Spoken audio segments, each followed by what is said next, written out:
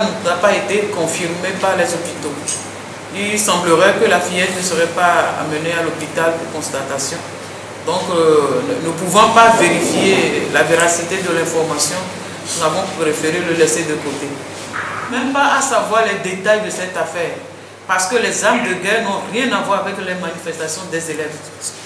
On ne sait pas par quel moyen ni sur quel ordre des armes de guerre ont été apportées sur ces lieux.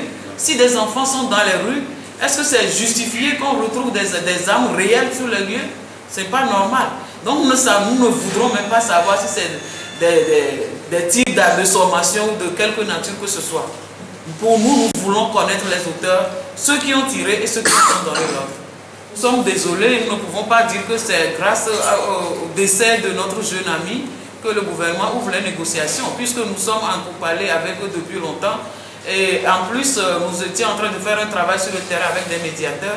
Et c'est suite à cela que notre AG a donné les 48 heures. Donc nous osons croire que ce n'est pas le décès de notre jeune ami qui a provoqué cela aujourd'hui. La STT n'a jeté aucun enfant dans les rues. Nous avons déjà répondu à maintes reprises sur cette question.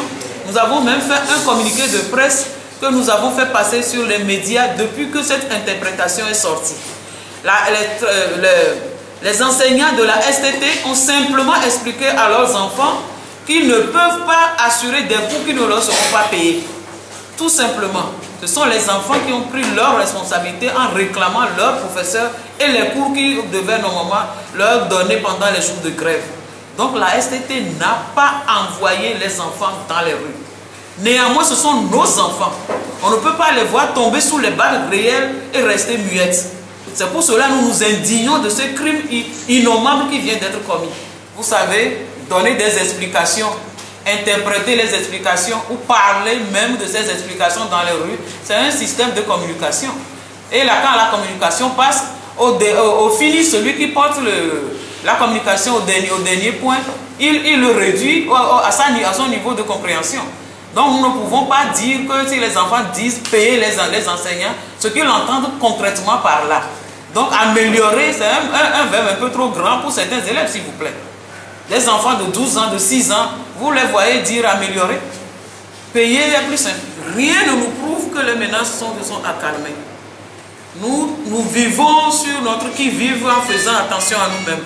Rien ne nous prouve, puisque nous ne savons pas d'où viennent les menaces, nous les voyons se manifester autour de nous, tout simplement. Jusqu'à ce que nous ne connaissions le visage de la main qui est en train de manipuler cette insécurité autour de nous, ce n'est qu'à ce moment que nous pourrons dire concrètement si elles se sont arrêtées ou non. Donc ça continue jusqu'à aujourd'hui.